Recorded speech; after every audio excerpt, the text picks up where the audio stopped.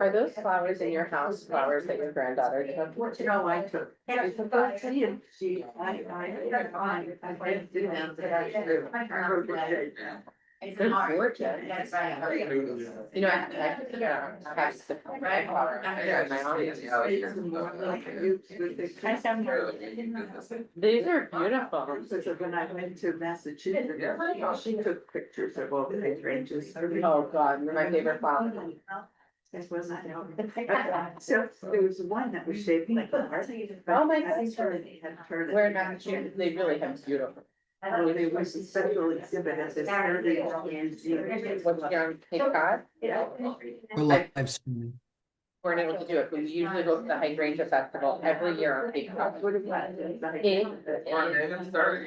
are things. And my plan is to go, is just go, without the lectures, and they have some amazing talk. But the last few years after we go, we just wandering to Hydrangea.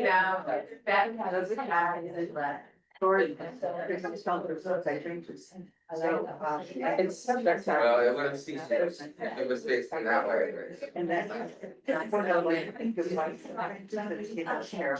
my God. Yeah, Scotty. But no, I think you found it. Hi, okay, everybody, we're gonna get started. Good, how are you? Okay, everybody, welcome. Shabbat Shalom. So nice to be back with all of you. I missed you last week. But I know you were in amazing, wonderful hands with Rabbi Greg, who I'm grateful for teaching last week. We have today, you started my favorite book of Torah without me, but we have the second Parsha of the book of Devarim of Deuteronomy. Why do I love, first of all, who here feels the same way about the book of Deuteronomy? Okay, tell me, Tara. Well, it's just, obviously the Deuteronomy needs to be compelling, so it's kind of, if you weren't around for the first part, now basically, let me catch you up. Right. And also the fact that there's a sadness to it. I was telling Hilda, every time I read it, you know, Moses' time is coming up. Yeah. It's, you know, he can't go into the Holy Land, his life's coming to an end, and every time you read it, you're like, well, maybe this time will be different. When you watch an old movie, you just, oh, forget. Right, is the ending gonna change? And then you just, when you read this, there's so much knowledge in it, it's the condensed version, but the fact that we get Shabbat is just, because it's such a part of this. Thank you.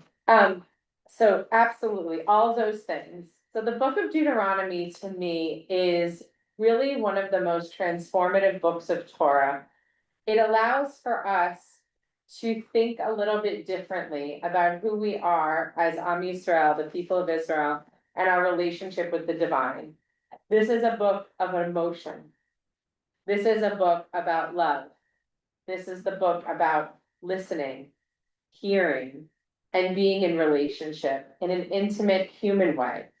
The book of Deuteronomy allows for us to release ourselves from the burden of boundary. And what I mean by that is that we learn in the book of Deuteronomy, and especially in today's Torah portion, that Hanan, that we have the power, the ability to be in relationship with God without an intermediary. I don't need somebody else in order to access God. I don't have to go to the priest and offer up the sacrifice. I can allow my words, my prayers, become that avodah shalem, become that service of the heart, which I can now be in communication and in relationship with God through my own words, my own prayer, my own spirit, my own soul. And we now have this new understanding of love. Ve'ahavta. You shall love Adonai your God with all your, and with all your might, right? All my heart, all my soul, and all my strength, all my might. It's a full body experience. It is mind, body, spirit. It is intellect, it is emotion, it is physical. What an amazing, amazing concept that has brought us all the way through the desert sojourn to these moments in which we will cross over the Jordan and enter into the promised land. But before we do, Moses introduces for us this idea that we should be in this loving partnership with God. Not just because of the mitzvot, not just because we receive the commandments, this obligation, that too, but also because of this emotion. Okay? So it's really profound.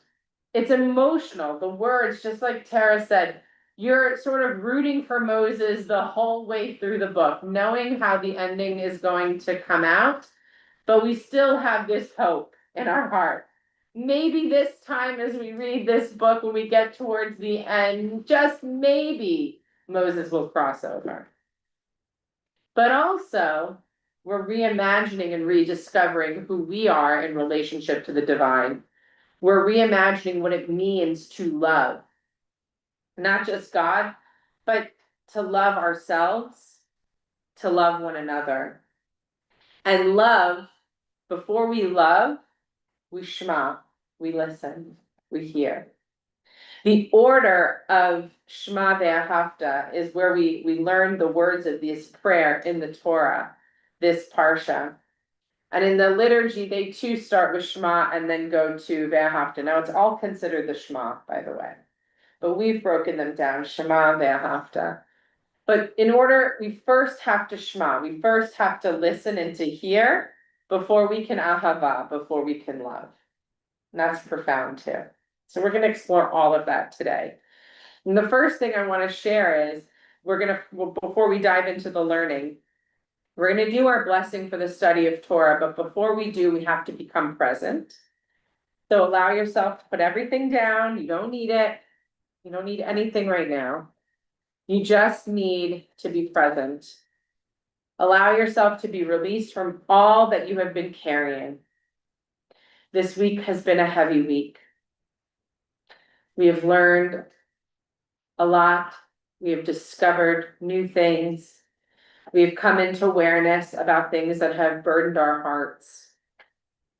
But we are now here in this place, in this Beit Midrash, this house of study.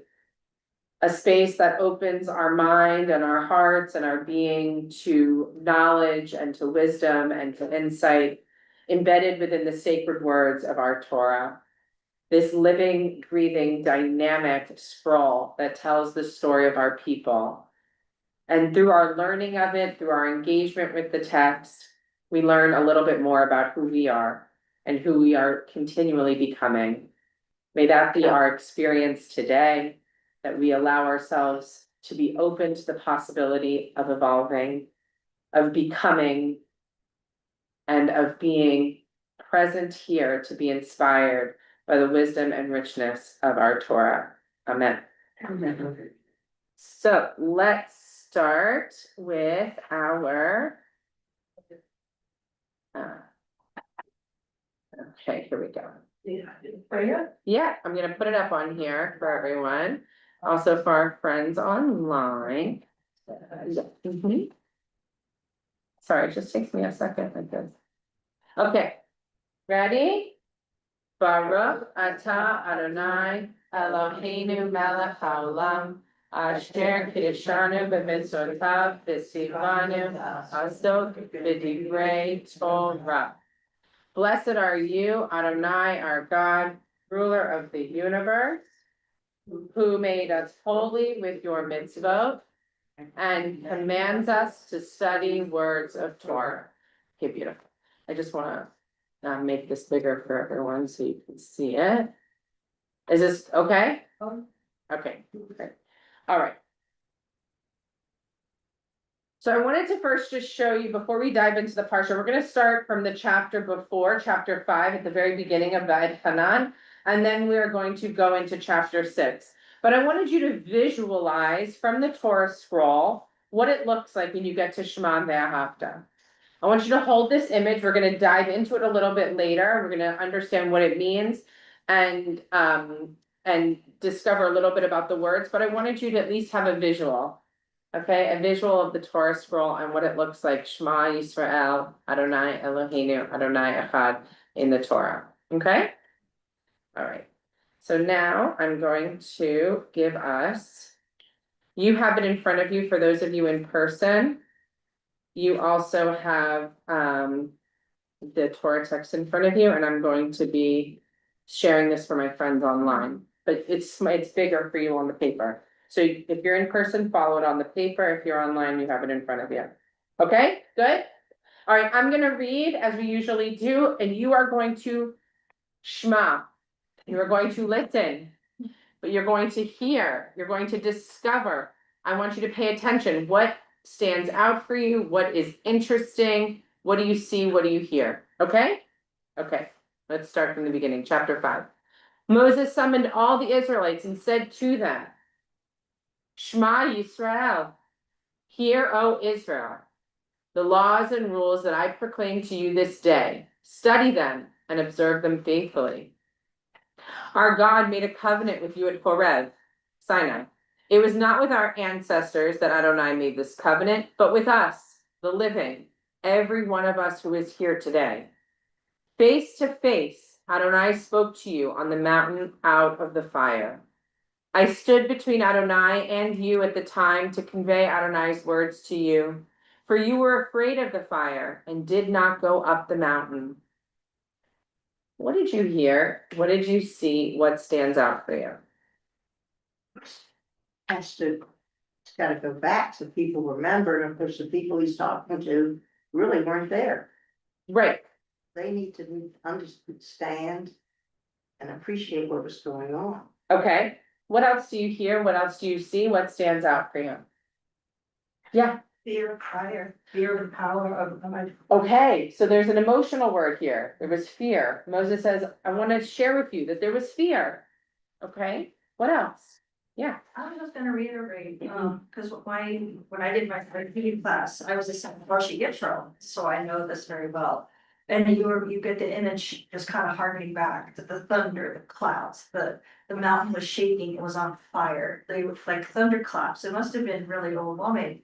And here we have this revelation moment in this message, but at the same time, all that imagery and cacophony and sounds must have been very fearful. Yeah. And then this is him harkening back to that kind of retelling of that story. Okay. Great.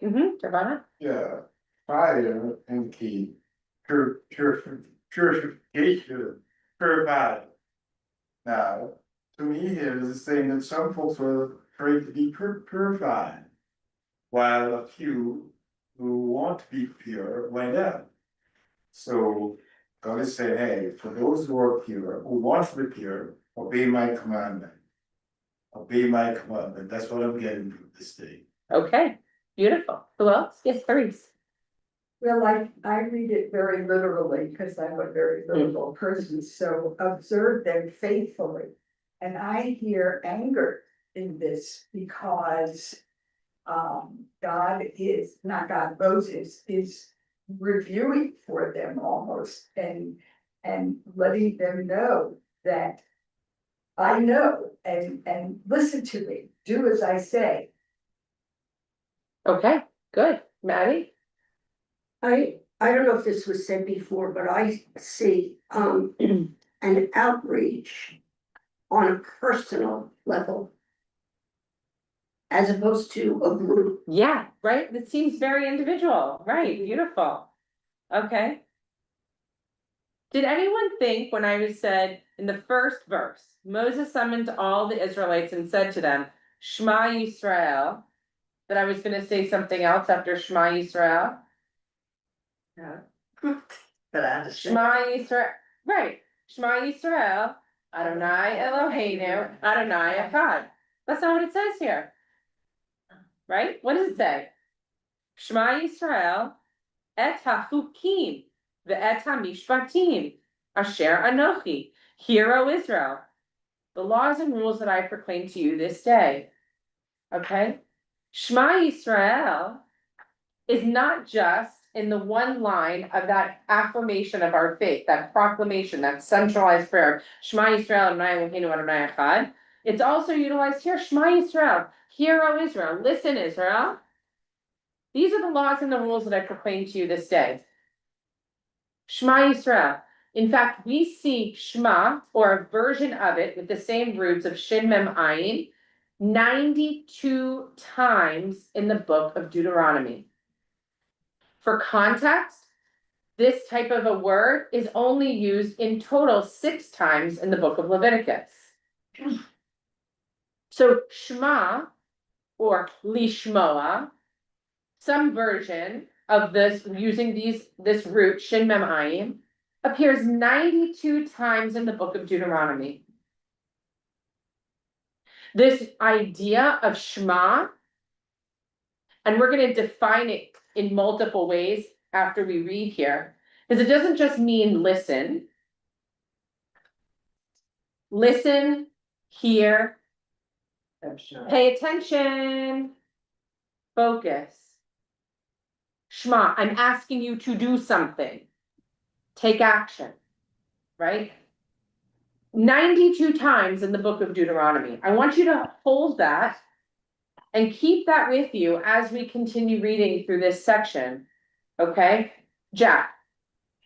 Out of this section, there's a couple of things that I hear that stand out. One is throughout the Torah, we are told to fear God, which always bothered me, but the term you fear your God. But the important part here is that it says it was not with our ancestors that we made this covenant, but with us, the living, every day, every one of us who is here. In other words, at this point in time, nobody except maybe Caleb, Joshua, and Moses was living at the time of Sinai.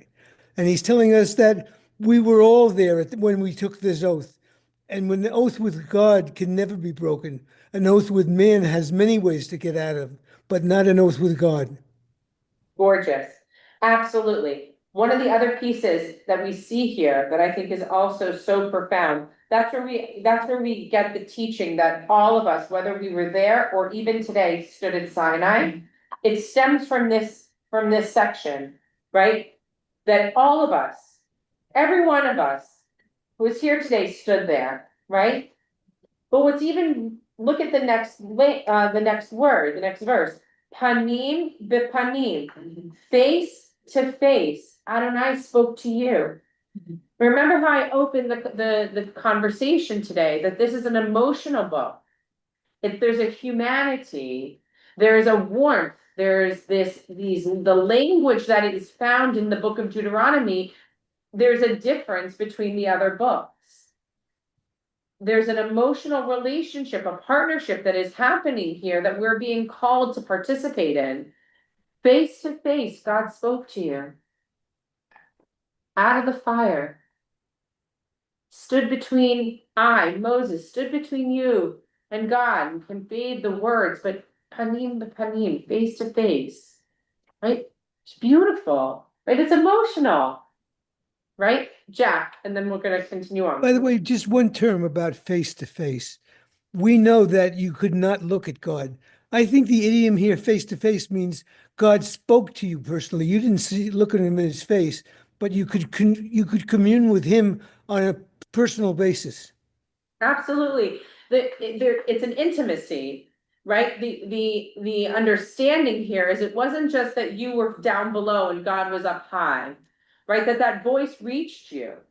The face to face is symbolic of that's how intimately close we were and are. Every one of us. We have that ability, especially when we start to get a little bit further down and we introduce the emotional word or the word term of ahava, of love, right? That there is this closeness, this connection. Okay, let's keep going. Oh, I think it's he's getting across, he wasn't just, he was not just talking to me, he was talking to you. right. Exactly. Talking to you, it's not just, I'm special. And I'm, telling you these things, it's really. This is yours, right? And Moses is doing that also intentionally because Moses knows Moses is not continuing on the journey with them. So this is also a very powerful teaching that Moses is teaching them. I'm not always going to be here with you. But you have this ability because you were there too. God spoke to you as well. Don't think that just because I'm not going in there with you or I'm going to die before you go into the promised land, don't think that that's also just the end of the relationship between you and God. There's also a reason here why Moses is setting this up. Okay, so then we get here the re-articulation of the Ten Commandments, right? Anochi Adonai Elohecha asher hotzeiticha me'eretz Mitzrayim mibeit avadim. I am your God, who brought you out of the land of Egypt, the house of bondage. Lo yihye lecha Elohim acharim al panai. You shall have no other gods beside me. Right? Moses is reaffirming, also retelling and resharing what the Ten Commandments, what we heard at Sinai. It wasn't enough to just say you heard it. Let me remind you. Lo ta'aseh lecha tesel. Kol tmuna asher b'shamayim mima'al v'asher ba'aretz mitachah b'asher b'mayim mitachah la'aretz. You shall not make for yourself a sculptured image, any likeness of what is in the heavens above, or on the earth below, or in the waters below the earth. Lo tishtachav elahem v'lo ta'avdem, ki anochi Adonai Elohecha. El kana poked avon avot al banim ve'al shalishim ve'al rebeim lesonai. You will not bow down to them or serve them, for I, the Lord your God, am an impassioned God, visiting the guilt of the parents upon the children, upon the third and the fourth generations of those who reject me. But showing kindness to the 1,000th generation of those who love me and keep my commandments. Okay, do you see the word? Who love me and keep my commandments. Lo tisha et shem Adonai Elohecha lashav, ki lo yenakeh Adonai et asher yisa et shmo lashav. You shall not swear falsely by the name of your God, for Adonai will not clear one who swears falsely by God's name. Shamor et yom HaShabbat l'kodsho, ka'asher tzivcha Adonai Elohecha. You shall observe the Sabbath day and keep it what? Holy, as your God has commanded you. Sheshet yamim ta'avor va'asita kol melachtecha. 6 days you shall work and do all of your labor. V'yom hashvi'i Shabbat. But the 7th day is? The Sabbath. L'Adonai Elohecha, is a Sabbath to your God. Lo ta'aseh chol melacha ata ubincha ubitecha ve'avdecha ve'imatcha ve'amatcha ve'shorcha ve'chamorcha ve'chol ve'hemtecha ve'gercha asher bisharecha lema'an yanuach avdecha ve'amatcha kamocha. Okay, you shall not do any work, neither you, your son, your daughter, your male or female slave, your ox, your donkey, or any of your cattle, or the stranger in your midst, so that your male and female slave may rest as you do. Rest is so important. Not working on the Sabbath is so important that Moses here is being really specific, right? Not you shall not work, y'all shouldn't work, okay? Nobody, okay? V'zacharta ki eved hayita be'eretz Mitzrayim. Remember that you were a slave in the land of Egypt. Your God freed you from there with a mighty hand and an outstretched arm. Therefore your God has commanded you to observe the Sabbath day. Kaved et avicha v'et imecha. Honor your father and your mother as the Lord your God has commanded you, that you may long endure and that you may fare well in the land that your God is assigning to you. Right? What does that mean? What does that mean? What? That you may long endure? I That don't you know. will live a long time, that you will prosper, where? In the land. In the land of Israel, right? That land is assigned, that God is assigning you, right? That's as important, honoring your father and your mother. It's not a little thing. It made the top 10, guys, right? Lo tirtach, you shall not murder. Lo tinaf, you shall not commit adultery. The lo tignov, you shall not steal. The lo ta'aneh v're'echa et shab, you shall not bear false witness against your neighbor. Velo tachmod eshed re'echa. You shall not cover your neighbor's wife. Cut it. Velo tit'aveh beit re'echa. Sadehu ve'avdo ve'amato shoro ve'chamoro ve'chol asher le're'echa. Likewise, none of you shall crave your neighbor's house or field or male or female slave or ox or donkey or anything that is your neighbor. Don't do it. Right? God spoke those words. Those and no more. To your whole congregation at the mountain with a mighty voice out of fire and dense clouds, and God inscribed them on the 2 tablets of stone and gave them to me. And when you heard the voice out of the darkness while the mountain was ablaze with fire, you came to me, all your tribal heads and elders, and said, our God has just shown us a majestic presence. Our God has just shown us a majestic presence. We've heard God's voice out of the fire. We have seen this day that humankind may live, though addressed by God. Amazing. Moses is reminding us of this. Let us not die then, for this fearsome fire will consume us. If we hear that the voice of our God any longer, we shall die. Right? Because now that fear, that understanding, that awareness of what has just happened is overwhelming, overcomes them. For what mortal ever heard the voice of the living God speak out of the fire as we did and lived? Right? That's the question we were asking. We were wondering. You go closer and hear all that your God says, and then you tell us everything that our God tells you, and we will willingly do it. Right? That's the Naaseh v'nishma. All that we heard, we will do. And God heard the plea that you made to me, and God said to me, I have heard the plea that this people made to you. They did well to speak this way. We're going to jump ahead. Okay, go to your next section, chapter 6. Okay. V'zot hamitzvah hachukatim hachukim v'hamishpatim asher tzivah Adonai Elohechem. And this is the instruction, the laws and the rules that your God has commanded me to impart to you to be observed in the land that you are about to cross into and occupy, so that your children, your children and your children's children may revere your God and follow as long as you live all the divine laws and commandments that I enjoin upon you, to the end that you may long endure. V'shamata Yisrael, hear and obey, O Israel, willingly and faithfully, that it may go well with you, that you may increase greatly in a land flowing with milk and honey, as Adonai, the God of our ancestors, spoke to you. And here it is, we can say it together, verse 4. Shema Yisrael, Adonai Eloheinu, Adonai Echad. Hear, O Israel, Adonai is our God, Adonai is one or alone.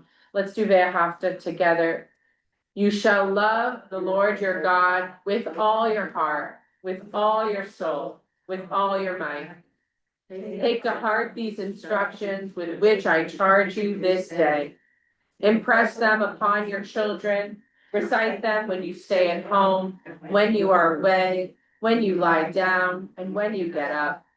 Bind them as a sign on your hand, and let them serve as a symbol on your forehead.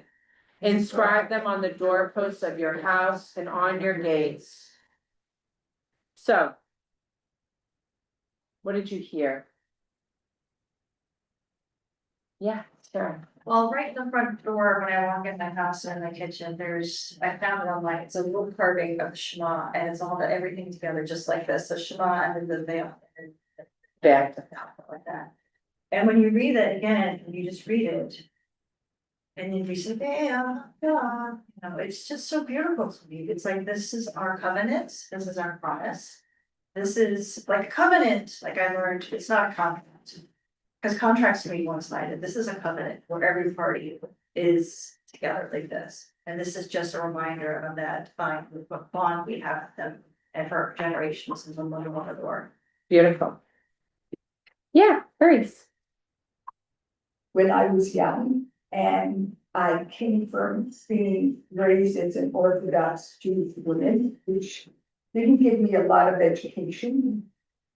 I remember specifically in my synagogue being on the pima and reading this And I knew with all my heart that it was my responsibility to do all of this, to teach all of this to my children. Mm. It's a very moving moment to me. Beautiful.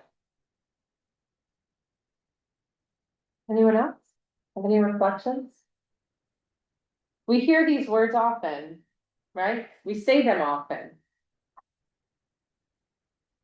But what did we hear when we said them today? It's a refreshing. Hmm? It's part of who we are, that's what I think. Okay, so it's so much a part of who we are. All right. What else?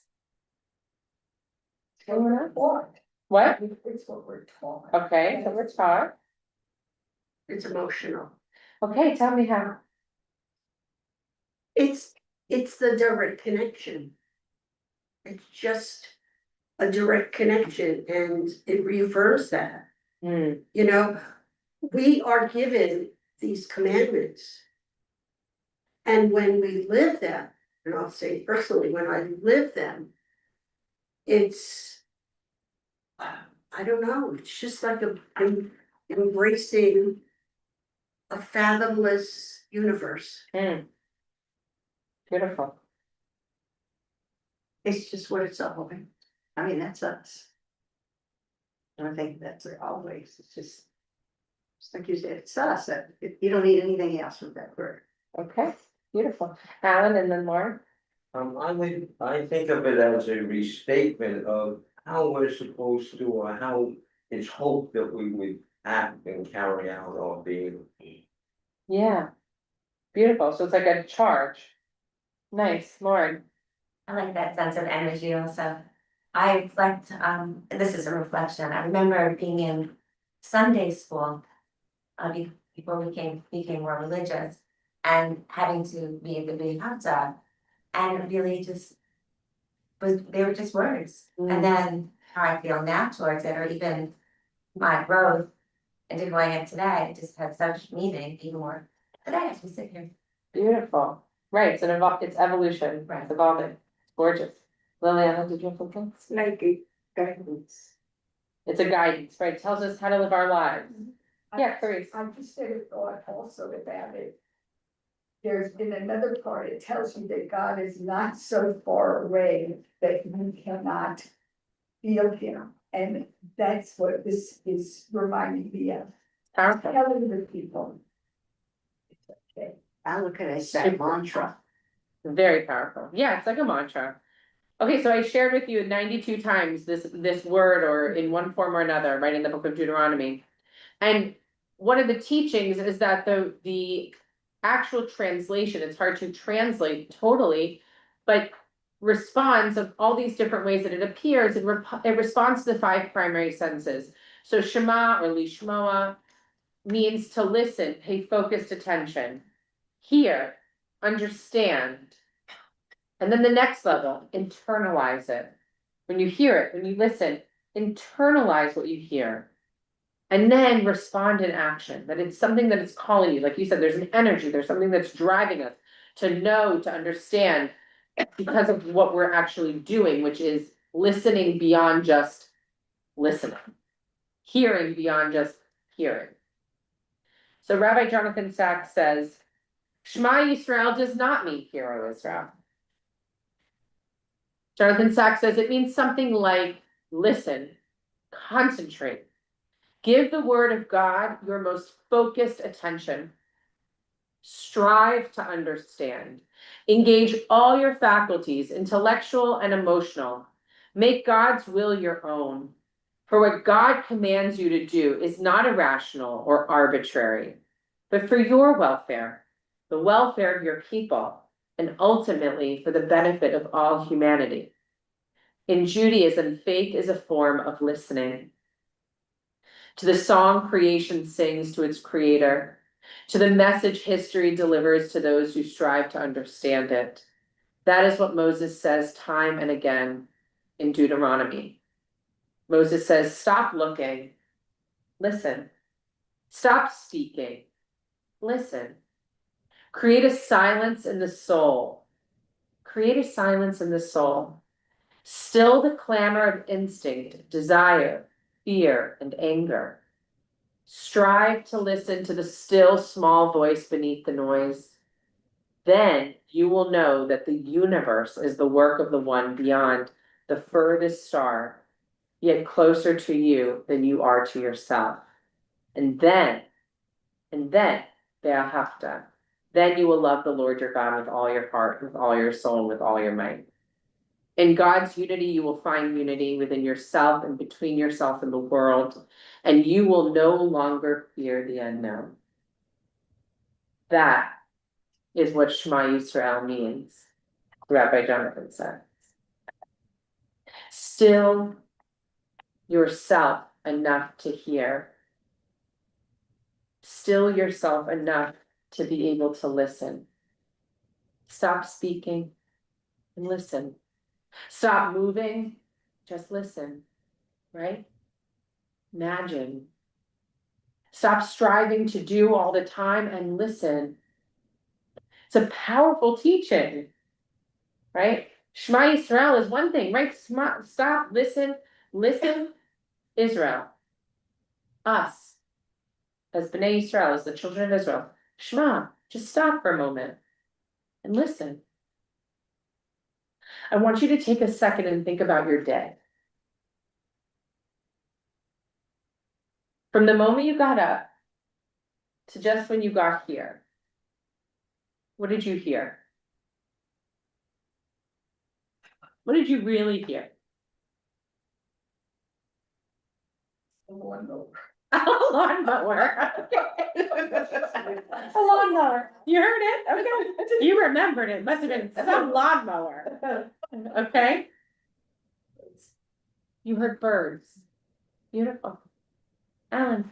I was actually working on a little project where I have to come to a decision. Okay. It's a little stressful for me, but I still have. Okay, so were you hearing things in your, like, were you hearing No, through your I was actually process? doing some physical analysis. Okay, okay, Yeah. okay, very good. Yeah. I had a conversation with a girlfriend who I know since we're both 12 years old, and we talk with each other probably daily. I hadn't spoken to her 3-4 days because she and her husband were on a trip. And we spoke, and the love that I was hearing by our conversation and her support and her recognizing me as a soul in the world. That's what I hear. Wow, Yasher Koch, good for you. Beautiful, you heard. Absolutely. Okay, Liliana, beautiful. I spoke with my sister from Israel and my brother from Chile.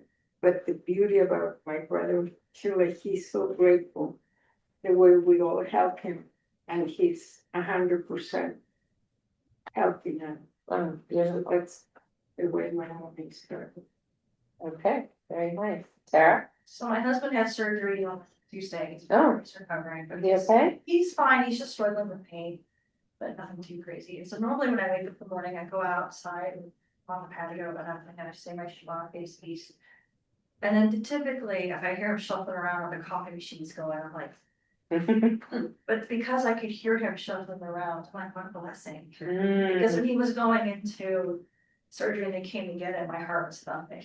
Like, oh, you beg, go. And I'm just waiting and waiting. Then I see him come out of the hospital, and I'm like, I love this look. He's a good egg. Sometimes, being together for 31 years, you're just, I'm like, one day I meet, and then I hear, what are you doing? What are you talking to? Because he's in the other room. I'm like, okay. And then I just realized he's just the goofy dude. I'm like, I love this goofy guy. Hearing that voice, that energy shuffling is something I can't take for granted, because he used to be in the army and I'd be alone for months at a time. And then he would come home and we're getting used to, he's like, no, the coffee cups don't go there. No, the towels go there. And he's like, I don't know. And now I'm just like, you would live for these moments, the little like this, and then the shuffling, and you hear the computer clicks. I'm like, those are moments of like joy. Beautiful. So nice. Lovely. Okay, so who's up for an exercise? Because no, you don't have to stay. It's not like it's not a schwitzing exercise. Okay, Don't worry, Margaret, not a problem. Okay, it's like, you could say seated. But one of the things I find really powerful about the teaching with Vagtanan and with the Shema is that it reminds us, we hear a lot of things throughout the day. But do we listen? When someone's speaking to us, are we really listening? We may hear the words, but can we actually articulate what they said back to us? Do we know what they're saying, or are we already interpreting, commenting, evaluating, analyzing what they're saying as they're speaking in our minds, right?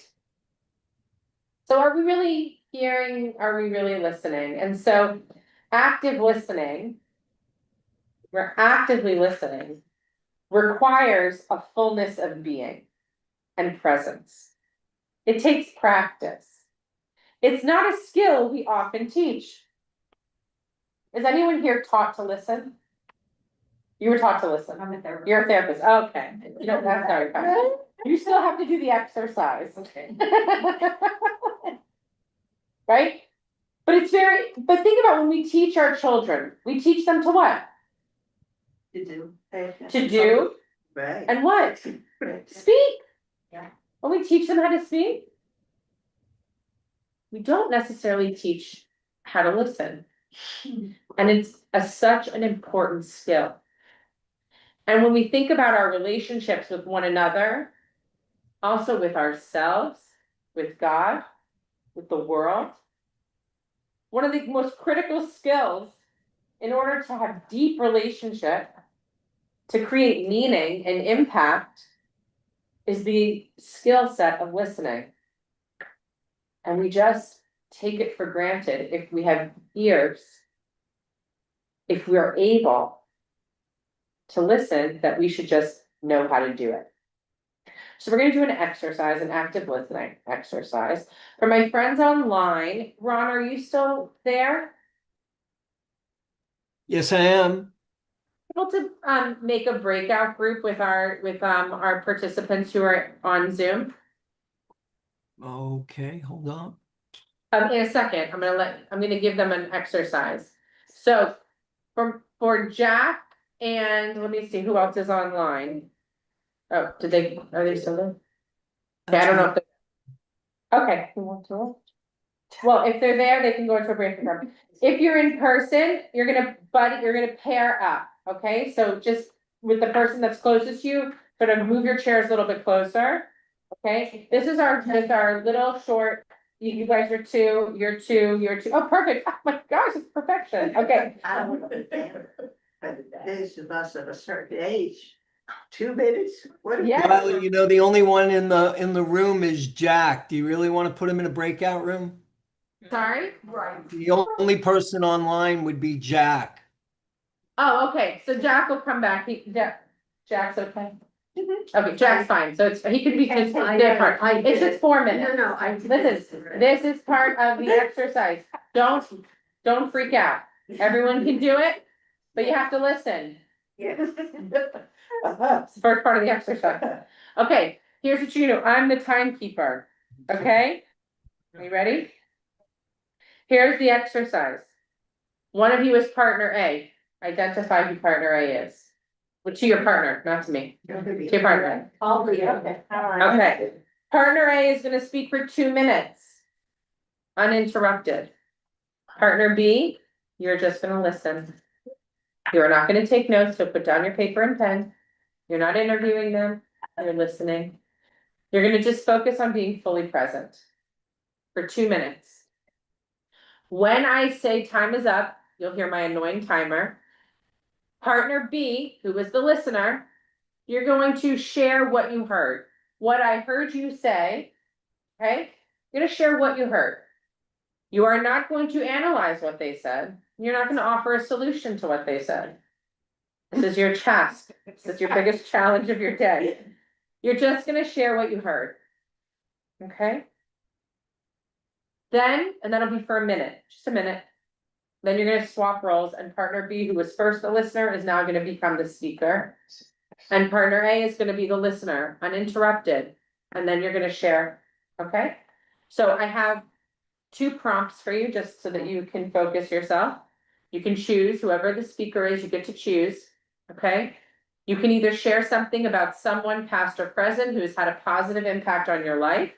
Describe what they did, how they made you feel, and why you're grateful for them. Maybe you have 2 minutes. This is not, think about your details and, okay? Or you can describe something small in your daily life that brings you joy. Tell your partner what it is, why it matters, and how it brightens your day. Okay? Good? Okay. You ready? I want to hear some enthusiasm. I mean, I didn't ask you to stay. I mean, we're gonna have fun. All right, you're gonna learn something. You're gonna listen. Are you ready? Okay, go. 2 minutes. To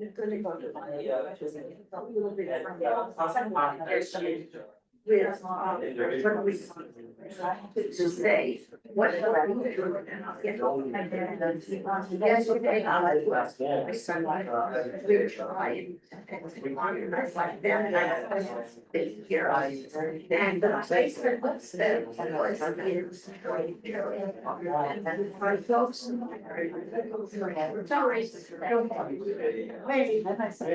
I keep them, I hold them right. It's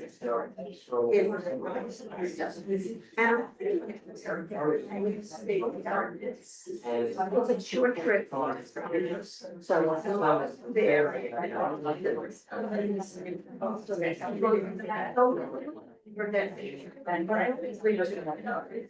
In the store. He had. So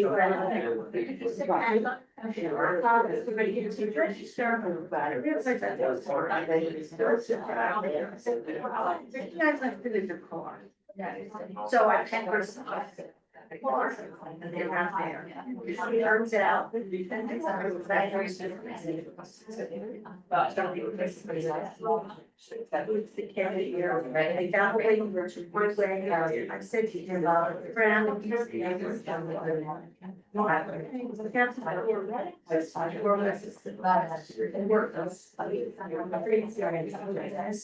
And they're not there. It turns out. I found a way to one way. I said to him, Brown.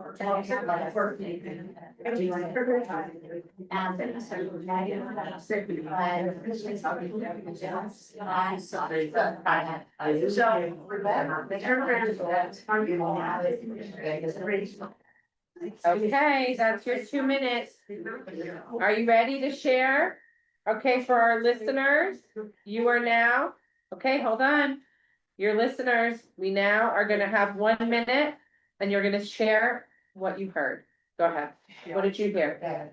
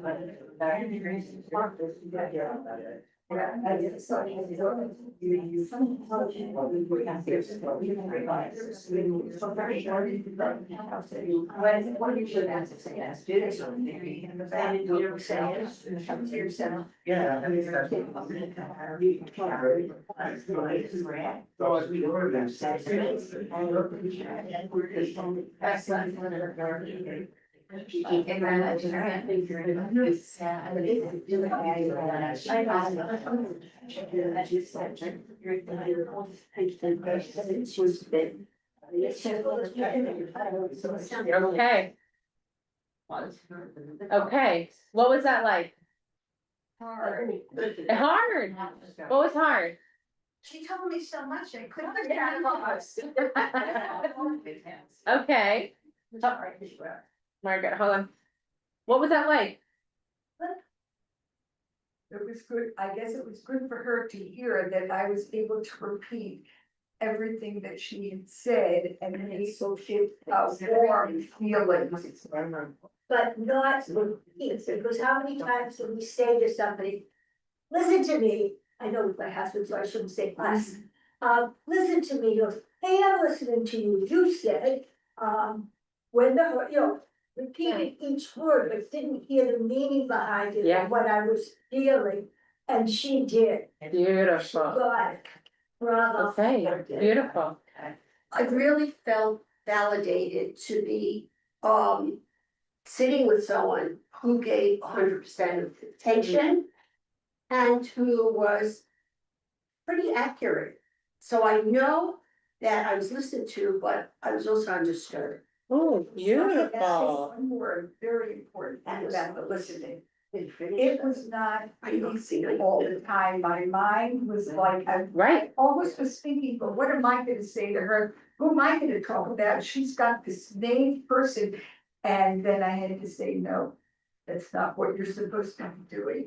Just listen to her. So it was really very helpful. good. Clarice, that's exactly part of the exercise in and of itself. It's not just the speaking and the hearing, it's about being able and to be aware enough to know when we are drifting. And when we need to pull, and when we pull ourselves back, it's about how do I bring myself back into a place of presence? Right, so in order to truly hear, to be in relationship, to be in community, to be there and present for the other person, it requires action. It's not just, I'm sitting back and listening. No, I'm listening. It's very different. Right? Shema Yisrael is not Shema Yisrael. It's Shema Yisrael. It's one of the reasons why we go Shema Yisrael. Because it's about, I know I need to quiet the noise and the distraction. I need to bring myself and pull myself in to connect mind, body, soul, to allow myself to have the true intention to Shema. It requires all of that. It's not just, oh, I'm listening. I heard you. I heard you. I'm listening. I'm here, right? Anyone else? Yeah, more. I feel, oh, I'm also a therapist, but I feel good on a personal level to listen and not always listening to my own thoughts. So that was refreshing for me. That's beautiful. Of course, I wish to evaluate her, she's a good listener, and also was able to interpret precisely what I intended to project to her. Yeah. Awesome. Okay. All right, do you want to switch roles? All right, we're gonna do it a little bit shorter this time. You have a minute, okay? Because then we're gonna wrap up. All right, so the sharers are gonna share for a minute and the listeners are gonna listen for a minute. Are you ready? Go ahead.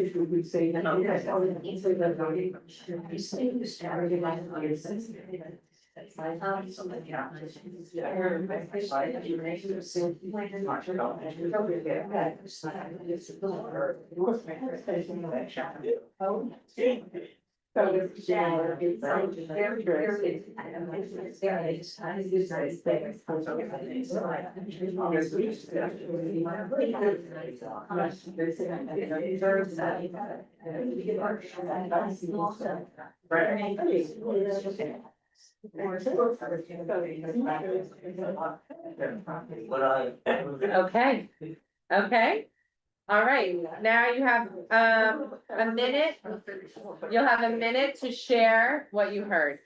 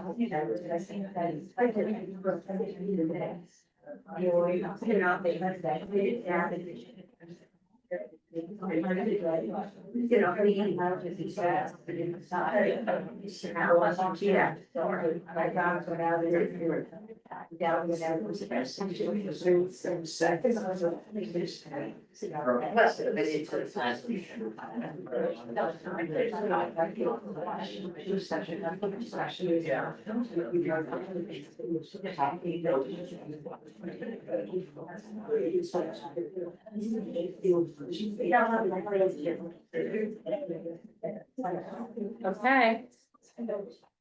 All right, so. What was that like for those who now, for the reversing your roles, what was that like? Listen, so how did you feel being Parsha. It was fulfilling, but I thought. Hold on 1 second, we're listening, shma, shma, shma.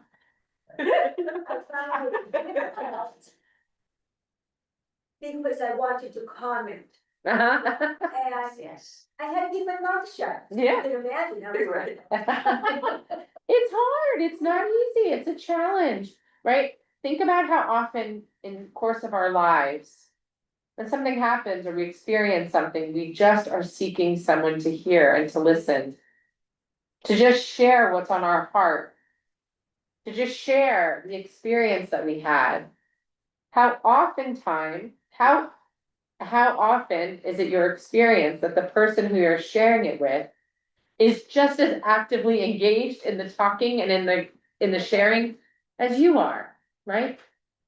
Well, it's okay. I'm just sharing that it's what this exercise does and what this Torah portion reminds us is that the power of being an active listener, about being present enough to just experience being while somebody else is sharing is a profound gift that you can give to someone. It's a profound gift. It's something to not just gloss over. Also, and this is as parents or as siblings or, people who are engaged in the world, we oftentimes feel we have to solution. Yeah. All- Right. Gotta have a solution, right? We gotta fix, we got a solution for the other person, we gotta come up with we gotta help them get through this.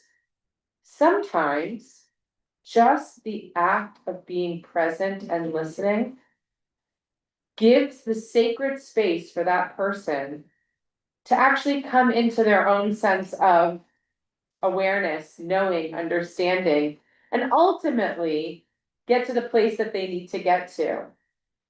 It's a really important reminder that Ed Hanan reminds us is that we don't always have to get to the end, to the destination. That the listening, the hearing, the actual activity of love is that what we're offering is that sacred space for people to actually just share, to feel, to emote, to express, and us being an active listening ear. It's very profound. Our tradition teaches us that God gave us 2 ears and 1 mouth because we should listen twice as much as we speak. It's difficult today, you talk to people that are staring at a phone. Well, it's difficult, it's not just today, it's always. Different tools and different devices, but our presence. That's something that's always been a part of us, and it's a gift that we can give.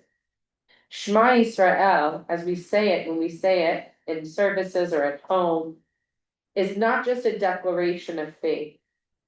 That's a centerpiece of our worship, of our belief. But it's also an incredible call to action and reminder for us as human beings.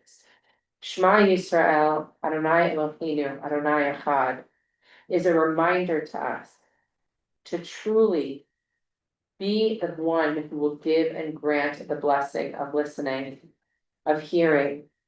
The reminder that we can be actively engaged in the relationships with others, with ourselves, with the world around us, and with God through that powerful presence of being. That Shema is a reminder for us to listen beyond just the surface level, to grant the gift of presence, to hear beneath that, to truly remind ourselves to come back to center and be present for the person who is speaking to us. Also, to offer the gift of being a listening ear. Because sometimes that is the most profound gift that you can give to somebody. So I want to end with a prayer from my buddy Alden. Shema, the sound of hearing. Let me hear the whisper of you. Where faith meets doubt, where speaking surrenders to listening, where you are everything, Holy One. Hear the sound of my hearing, a quiet yearning as my heart bends to you, and make my prayers one with yours. Amen. Shabbat.